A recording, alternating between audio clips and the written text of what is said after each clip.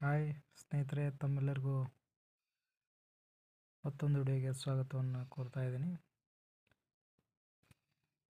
2-3 video ಬಿಡಬೇಕಾಗಿತ್ತು. ಸಮಯದ ಅಭಾವದಿಂದ ನಾನು ವಿಡಿಯೋವನ್ನು ಮಾಡೋಕ್ಕಾಗಿರಲಿಲ್ಲ, ದಯವಿಟ್ಟು ಕ್ಷಮೆ ಇರಲಿ. ಇವತ್ತು ನೀವು ತಮ್ನೇಲ್ ನೋಡಿ ನಮ್ಮ ವಿಡಿಯೋಗೆ ಬಂದಿದ್ದೀರಿ. ಏನಿದೆ ಅಂತಂದರೆ, ಈಗ ಮೊದಲನೇದಾಗಿ ನಾವು ನೋಡ್ತಾ ಹೋದಾದರೆ ವಿಲೇಜ್ ಅಡ್ಮಿನಿಸ್ಟ್ರೇಟಿವ್ ಆಫೀಸರ್ ಅಂತ ಎಕ್ಸಾಮ್ ಆಗಿದೆ. ಇದರದ್ದು ಯಾವೆಲ್ಲ ಪ್ರೊಸೆಸ್ ಕಂಟಿನ್ಯೂ ಆಗ್ತಾ ಇದೆ ಅಂತಕ್ಕಂಥದ್ದನ್ನು ಈ ಒಂದು ವಿಡಿಯೋದಲ್ಲಿ ನೋಡೋಣ. ಅದರ ಜೊತೆ ಹಾಗೆ KS ಪರೀಕ್ಷೆಯ ದಿನಾಂಕವನ್ನು ಪ್ರಕಟಣೆ ಮಾಡಿರತಕ್ಕಂಥದ್ದು, ಅದನ್ನು ಕೂಡ ಈ ಒಂದು ವಿಡಿಯೋದಲ್ಲಿ ನೋಡ್ತಾ ಹೋಗೋಣ. ಈಗ ಮೊದಲನೇದಾಗಿ ವಿಲೇಜ್ ಅಕೌಂಟೆಂಟ್ ನೋಡೋದಾದರೆ ದಿನಾಂಕ 20/12/2024ರಿಂದ 24/12/2024ರವರೆಗೆ ಅಧಿಸೂಚನೆಯಲ್ಲಿ ನಿಗದಿಯಾಗಿರುವ ಹುದ್ದೆಗಳಿಗೆ ಎದುರಾಗುವ 1.3 ಅನುಪಾತದಲ್ಲಿ ಅಭ್ಯರ್ಥಿಗಳ ಪಟ್ಟಿ ದಾಖಲಾತಿ ಪರಿಶೀಲನೆಗಾಗಿ ಪ್ರಕಟಿಸುವುದು. ಅಂದರೆ 1:3 ಯಾವಾಗ ಬಿಡ್ತಾರೆ ಅಂತಂದರೆ 20/12/2024ರಂದು ಬಿಡಲಾಗ್ತದೆ. ಅಷ್ಟರಿಂದ ಅಥವಾ 24ರವರೆಗೆ ಬಿಡ್ತಾರ ಅಂತ ಹೇಳಿದ್ದಾರೆ.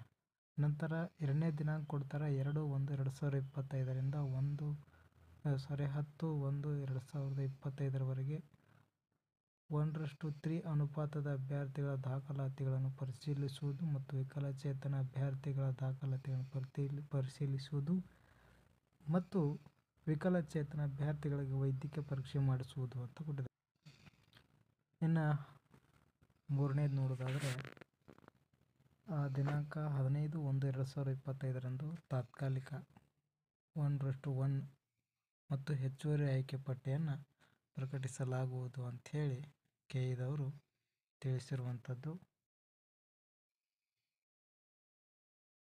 ನಂತರ 16/1/2025ರಿಂದ 23/1/2025ರವರೆಗೆ ತಾತ್ಕಾಲಿಕ ಆಯ್ಕೆ ಪಟ್ಟಿ ಮತ್ತು ಹೆಚ್ಚುವರಿ ಆಯ್ಕೆ ಪಟ್ಟಿಗೆ ಆಕ್ಷೇಪಣೆಗಳನ್ನು ಆಹ್ವಾನಿಸಲಾಗುವುದು.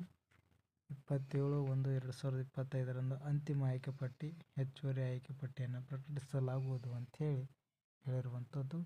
ಯಾರೆಲ್ಲ ಈಗ ಲಿಸ್ಟ್ ಬಿಟ್ಟಿದ್ದಾರೆ, 70% ಮಾರ್ಕ್ಸ್ ಯಾರ್ಯಾರು ಪಡೆದಿದ್ದೀರಿ ಅವರೆಲ್ಲರೂ ಕೂಡ ಎಲಿಜಿಬಲ್ ಆಗಿದ್ದೀರಿ. ತಾವೆಲ್ಲರಿಗೂ ಆಲ್ ದಿ ಬೆಸ್ಟ್ ಅಂತ ಹೇಳುತ್ತಾ,